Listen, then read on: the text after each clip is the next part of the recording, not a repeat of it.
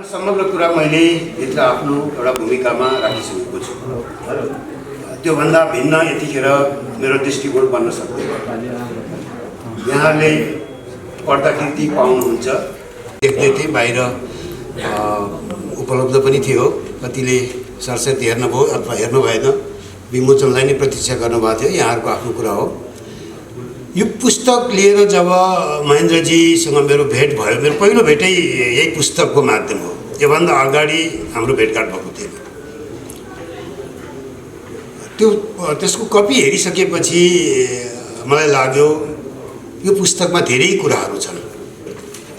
आज नेपालको राजनीतिमा पार्टीहरूका सन्दर्भमा खास गरेर पार्टी र पात्रहरूको जुन एउटा विसङ्गतिपूर्ण व्यवहारबाट हामी अभिशप्त नै छौँ।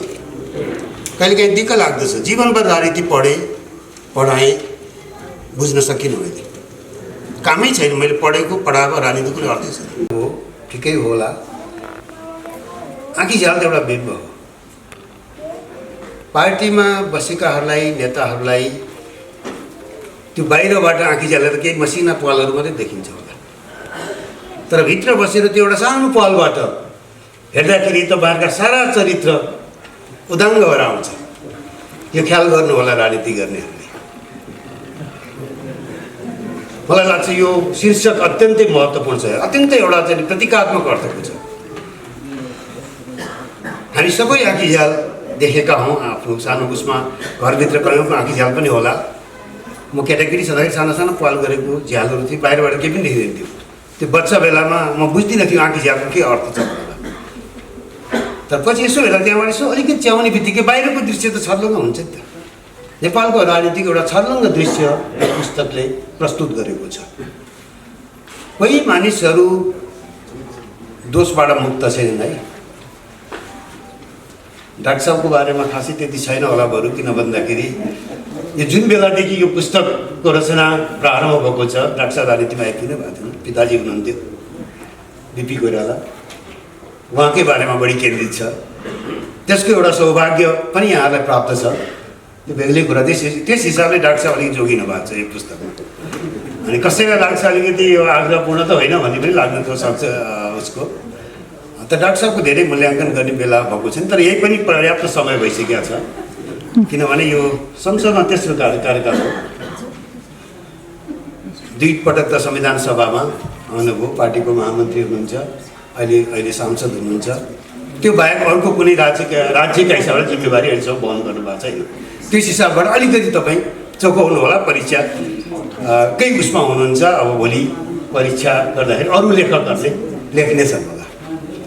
यो पढ्दाखेरि 2-3टा कुराहरू अत्यन्तै महत्त्वपूर्ण लाग्यो। किताब तपाईँको थुप्रै लेखिएको छन्, नेपाली काङ्ग्रेसको बारेमा, नेपालको राजनीतिको बारेमा। कहिलेकाहीँ यसो लेख्नु बस्दाखेरि केही नयाँ कुरै म देख्दैन। के लेख्नु, सबैले लेखिसकेका छन् अरूले। भनेपछि यो पुस्तकमा पनि के होला र भने जस्तो लाग्दछ। कुरा घटनाक्रमबाट त त्यही हो नि त। जसले लेखे पनि 2007 सालमा क्रान्ति भएको थियो भनेर लेख्नै पऱ्यो। 8 सालमा क्रान्ति भएको थियो भनेर लेख्नु त मिलेन होला। फागुन 7 गते यस्तो घोषणा भएको थियो भनेर लेख्नै पऱ्यो। 15 सालमा चुनाव भयो, काङ्ग्रेसले जित्यो। सबै केही घटनाहरू इतिहासका त्यो अपरिवर्तनीय घटनाहरू छन्। त्यसका कति पात्रहरू, तिनको अर्को ठाउँ बिपी कोइरालामा अर्को कसैको नाम लिन सकिँदैन। गणेश मानसिंहको ठाउँमा अर्को नाम लिन सकिँदैन। तर त्यसलाई हेर्ने दृष्टिकोणहरू, लेखकले बनाउने त्यसलाई हेर्ने दृष्टिकोणहरू, त्यसको व्याख्या विश्लेषण कसरी भएको छ भनेर। यो पुस्तकको म्यानुस्क्रिप्ट हेर्दाखेरि त्यो सत्तारूढ नेकपा अहिले पनि सत्तामै छ। अब हुन त के अरे योगेशजी राजीनामा गरेर बाहिर निस्कनु भएको छ मन्त्रीबाट, तर सांसद त हुनुहुन्छ। नेकपाको विवाद एकदमै चरम उसमा पुगिरहेको थियो। यसको यो एउटा यो पट्टाक्षेप कसरी हुन्छ केही अनुमान गर्न सकिन्थ्यो होला, तर भन्न सक्ने अवस्था थिएन।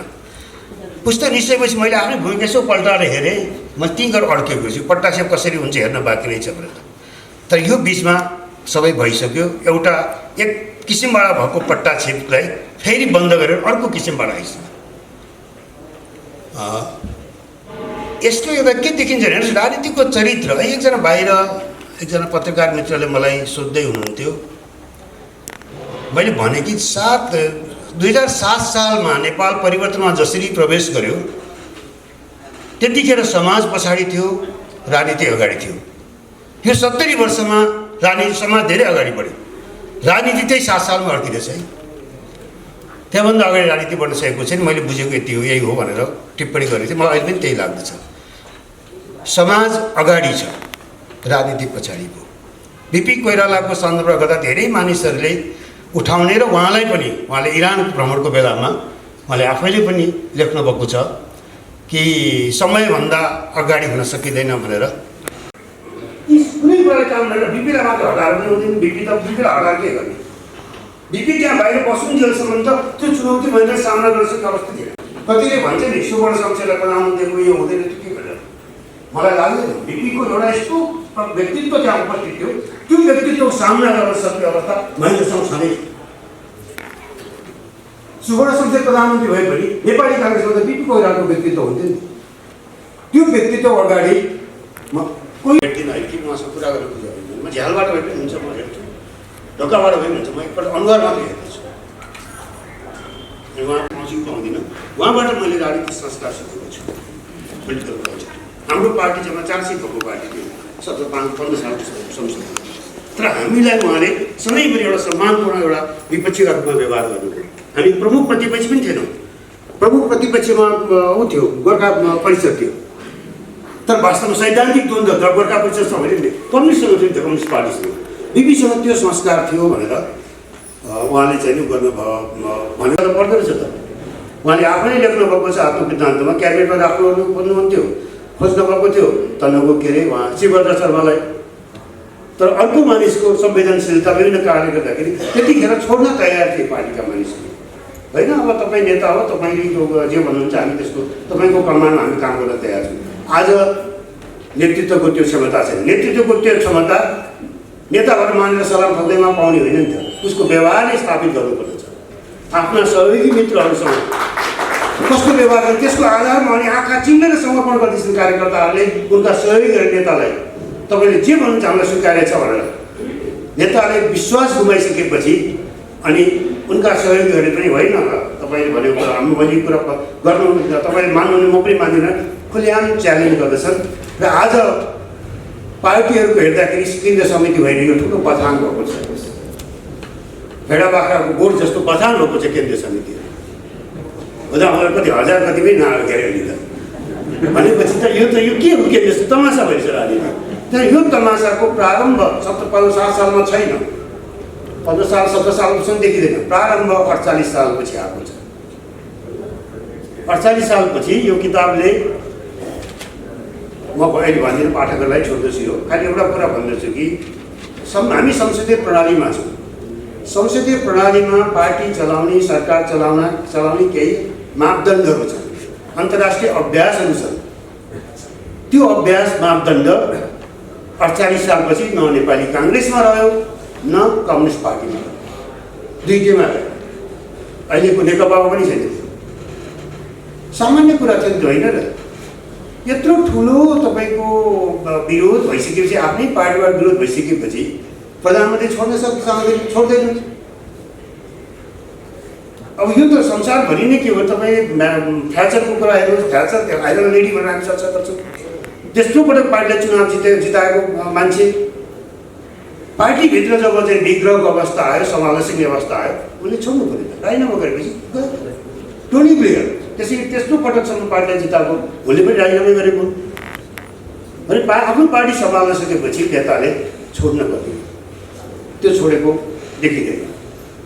48 सालदेखि तपाईँको विग्रहहरू कसरी विग्रह भएको छ त्यसको पर्दाफास भएको छ।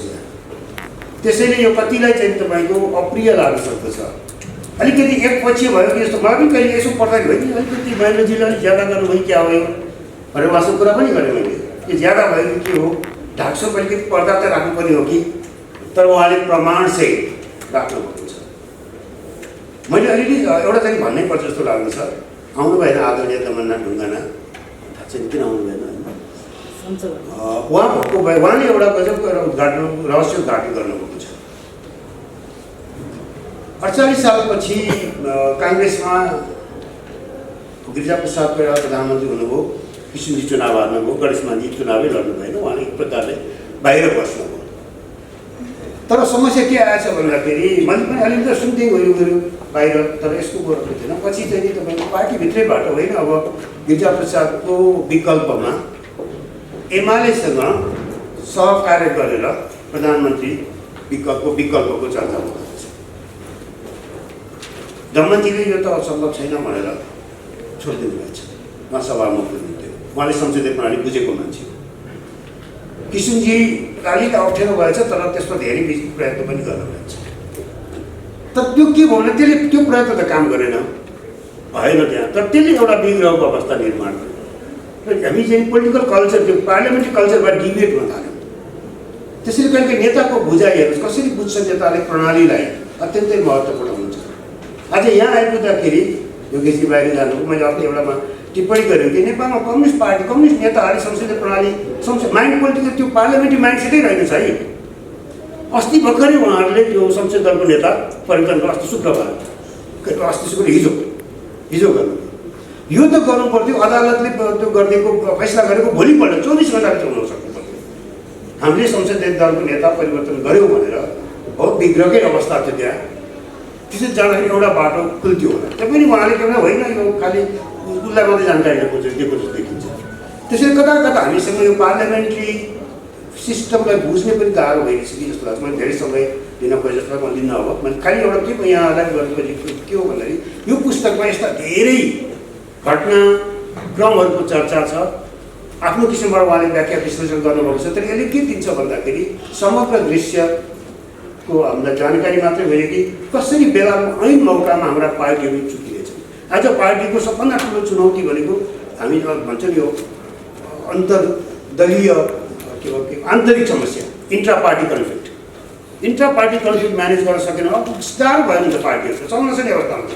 तपाईँ अधिवेशन गर्नुहुन्छ, एउटा नेता चुन्नुहुन्छ, त्यो नेतृत्व न त्यो नेतृत्वले चलाउन सक्दछ न त्यसलाई नेता मान्छ पार्टीले। अनि उसलाई पनि राख्ने 10 जना 20 जना 50 जना 100 जना यसरी गर्दै जाँदाखेरि कहीँ पनि नपुग्ने अवस्था भइन्छ। तर एकछिन तपाईँहरूलाई त राम्रो होला राजनीति गर्नेहरूलाई, तर त्यसको चाहिँ भुक्तमानी त नेपाली जनता भएको छ। त्यसमा कता कता के देखिन्छ भने यसले यो कुरा पुस्तक कुरा धेरै राखेको छ। पुस्तक पढ्दाखेरि जति आनन्द आउँदछ, मैले सबै कुरा अहिले भन्दै पुस्तक पढ्नमा त्यति अर्थ रहँदैन। तपाईँहरूलाई मैले यो चम्चाले सजिलो बनाउन खोजेको होइन। तपाईँहरूको पढ्ने एउटा आकाङ्क्षा जागृति, यसमा धेरै कुराहरू छ। त्यो मैले अहिले भन्नु चाहिँ न्याय किताबका लागि न्याय भने खालि एउटा भने कि सूत्र छ। काङ्ग्रेसभित्रका विग्रहका शत्रुहरू घटनाहरू बहुत राम्रो छ। आधिकारिक रूपमा प्रमाणसहित अन्तर्वार्ता लिनुभएको छ उहाँले मानिसहरूसँग बसेर। पुस्तक चाहिँ पठाउनु भएको छ फेरि घर घरमा, त्यो पढेर मलाई जानकारी दिनु। ती सबैका नाम छन् यहाँ। त्यस कारण साक्षी जसले जे बोल्नुभयो उहाँलाई नै साक्षी राखेर पुस्तक तयार भएको छ। त्यस कारण लेखकका केही उहरू आग्रहहरू आफ्नो मात्रै व्याख्यामा होला नि त। व्याख्या त मेरो आफ्नो व्याख्या हुन्छ, उहाँको आफ्नो व्याख्या हुन्छ। तर घटनाक्रमहरू र सूचनाहरूलाई उहाँले निरपेक्ष रूपबाट सङ्कलन गर्नुभएको छ र त्यसले पाठकहरूलाई एउटा नयाँ किसिमबाट दिन्छ। मैले यहाँ भनेपछि यो किताबका दुईवटा, एउटा खण्डमा संसदीय व्याख्या पाउँछ, नयाँ कुरा छैन। तर पछिल्लो खण्ड अध्याय 8देखि 7देखिको खण्ड चाहिँ नि नयाँ किसिमको छ। नयाँ किसिमबाट बुझि यो खालको लेखाइमा नेपालको राजनीतिमा पुस्तक आइपुगेको थियो। 6 अध्यायसम्मका रूपमा जति पनि पुस्तक पाउन सक्नुहुन्छ। तर 7औं अध्यायदेखिका यसमा भएका कुराहरू चाहिँ अलिक भिन्न छन्, जुन सामान्यतया अब पुस्तकको रूपमा अझै आइसकेको जस्तो लाग्दैन। यति भन्दै म लेखकको जुन प्रयास पनि एउटा इन्जिनियरिङ स्कुलबाट आएको मानिसले जुन किसिमको राजनीतिका मसिना कुराहरूलाई पनि टिपोट गरेर त्यतिकै तयार हुँदैन नि त। त्यो कहीँ न कहीँ लेखेर राख्नु पऱ्यो, टिपेर राख्नु पऱ्यो। निरन्तरको एउटा चाहिँ हुन्छ किताब तपाईँ लेख्नलाई उहाँले 6 महिना वर्ष दिनमा यो ड्राफ्ट तयार गरेको भए पनि त्यसको लागि उहाँ एक प्रकारले बालककालदेखिकै कुराहरू उसमा संलग्न भएको देखिन्छ। यसको लागि म उहाँलाई हार्दिक बधाई ज्ञापन गर्दै जुन किसिमको एउटा हाम्रो अगाडि नेपालको राजनीतिको चित्र प्रस्तुत गर्नुभएको छ, उहाँले सम्भव भएसम्म आफू निरपेक्ष भएर त्यो चाहिँ एउटा सबै पाठकका लागि मात्र होइन कि भोलिको पुस्ताका लागि पनि एउटा राम्रो सन्दर्भ र इतिहासको एउटा सामग्री हुन्छ। के भन्दै लेखकका लागि अरू हार्दिक शुभकामना व्यक्त गर्दै बिदा हुन्छ।